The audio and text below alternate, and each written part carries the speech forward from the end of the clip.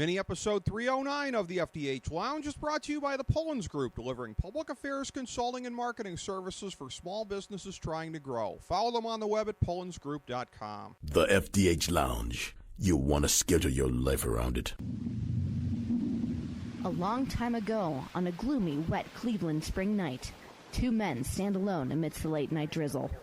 Their voices echo across the vacant station parking lot as they debate the merits of the great American radio show that have been missing for far too long. On that night, an idea was born. That idea became the FDH Lounge.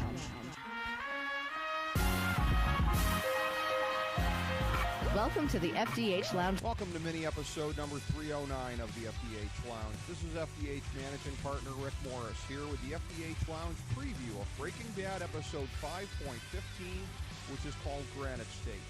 Throughout the second half of the final season of what has arguably been the greatest TV drama of all time, we're ranking the 5 most important developments of the most recent episode and assessing how they set the table for what's to come.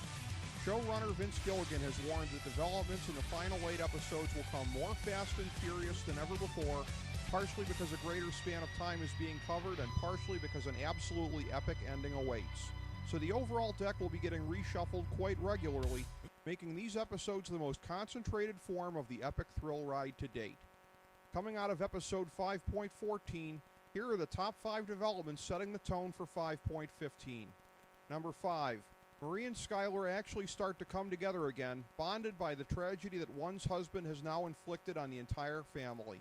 Marie's arc in this most consequential of all Breaking Bad episodes was epic. From triumphalism with the sister who had become Walt's willing co-conspirator this half-season, to truth-telling with Walt Jr., to the absorption of Hank's awful fate in the end. Once the shock wears off and she is left to accept being widowed in such a hideous fashion, it will remain to be seen if Marie is able to forgive Skyler for her role in enabling Walt, and if the sisters can come together to fill the gaping new holes in their lives by providing a good home for Walt Jr. and Holly. Number 4, in the episode's final act, Walt gets in the Grid Eraser's van and begins his transformation to Mr. Lambert in New Hampshire. Thanks to the flash forwards, we've long known that this moment was coming, and now we know what set it up. The explosive events of the episode that Vince Gilligan called for good reason the very best of this final run. Before he rode off, he did return Holly via the local fire station, and he made that epic phone call to Skyler. With Heisenberg giving full weight to his resentment against Skyler for not getting behind him unconditionally from the start, and Walter White giving Skyler every possible legal out for her complicity, the conversation was a fascinating and simultaneous look at the two personas.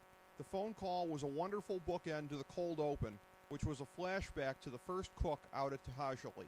On the phone, Walt told the first lie of his criminal life to Skyler, and the name Holly was first broached for the baby. As the ghosts of Tahajali gave way to the awful, wrenching present, the consequences of Walt's first lie, and all the ones that followed, manifested themselves as the man who became Holly's surrogate father in the midst of Heisenberg's criminality was murdered. And on the phone at the end, Walt spoke of the outcome of the lies as well as his decision to kidnap baby Holly. He also told Skyler that he still has business to take care of, so as he rides off to his new life, you have to know that the outlines for his plan are already formulating in his head. Number 3. Our guest last week was half right. Walt isn't a meth-cooking slave for the Nazis, but thanks to Walt's vindictiveness, Jesse certainly is. As it turns out, Jack didn't take everything he could have from Walt, not every last dollar and not his life, partially because his nephew looks up to him greatly, and partially because, shockingly, he has something of a rough code to his existence. In a way, it's a callback to one of the funniest lines of The Big Lebowski, when Walter says, "Say what you like about the tenets of National Socialism, dude, at least it's an ethos." Jack hates those who are different than him, and he practices brutality on a vast scale, but even he has to see himself as something approaching a good guy deep down. That's fascinating. Devastated that he couldn't call off the Aryan army, and that Hank paid the ultimate price for it, Walt did what he always does in a moment of emergency: lash out and blame others. In this case, it meant fixating on Jesse's decision to work with Hank as the prime reason for the tragedy that unfolded.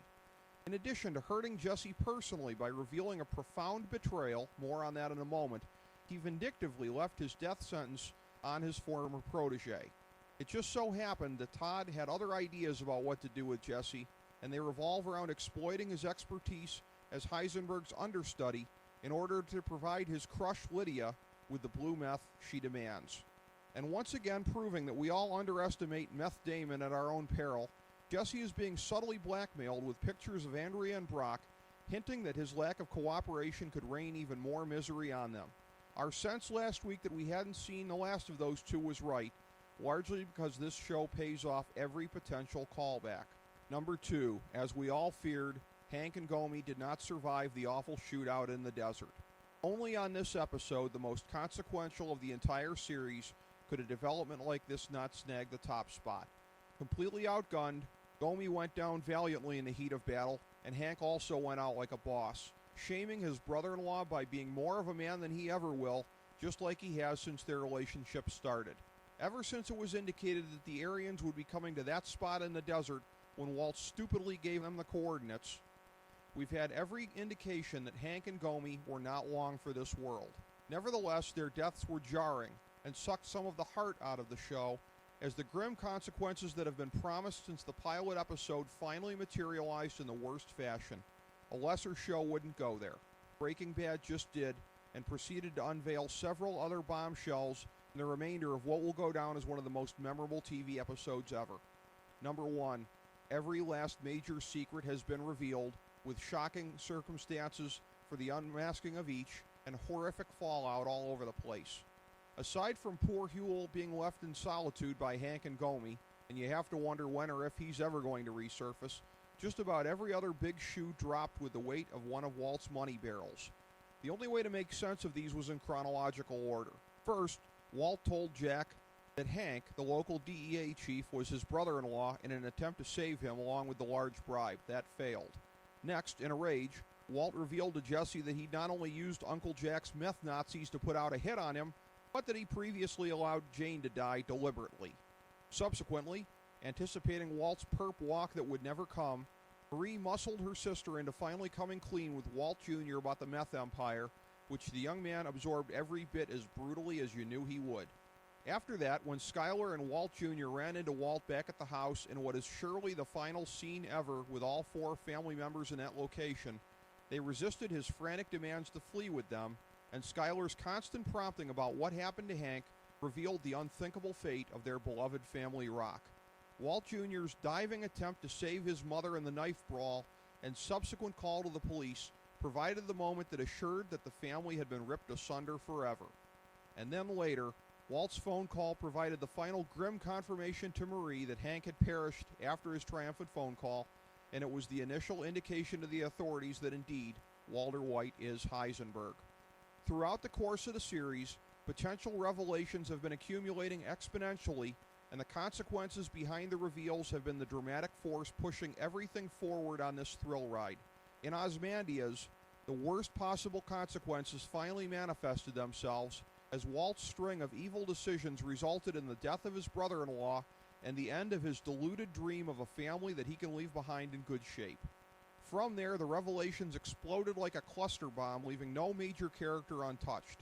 There are so many moments throughout the course of the series where the fans wondered exactly what it would be like when the truth came to light, and in this episode, a disproportionate number of them hit, and with an impact that may have exceeded even the insane expectation. Now, the final 2 episodes of the series provide a frantic aftermath, and will settle the question of whether Walt has any room for redemption before the cancer finishes him. Next week's preview hints that his family may still be in some danger, so the questions of whether he can bring himself to come to their defense, possibly redeem himself with the captive Jesse, and avenge Hank's death at the hands of the Aryan gang will define the end of a series that may have just clinched the status as the greatest TV drama of all time.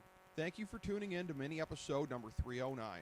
As we bring the show to a close, we would like to extend our deepest gratitude to NBC, CBS, ABC, Fox, all Clear Channel affiliates, TNT, TBS, USA, UPN, Deadspin.com, YouTube.com, YTMND.com, MySpace.com, various blogs, Fox News, CNN, CNBC, MSNBC, IamBoard.com, Billboard.com, Google.com, ESPN, ESPN2, ESPN News, ESPN Classic, Classic, NBA TV, NFL Network, Sports Time Ohio, Athlon Magazine, Comedy Central, Cartoon Network, The Boomerang Channel, QVC, BET, The Spice Channel, Steno Notebooks, Manwich, Papermate Office Supplies, waitresses, strippers, bartenders, garbage men, janitors, microwave popcorn, the writers of The Office, Scrubs, Entourage, My Name is Earl, Oz, Metalocalypse and the Boondocks, Aquafina, and the periodic table of elements.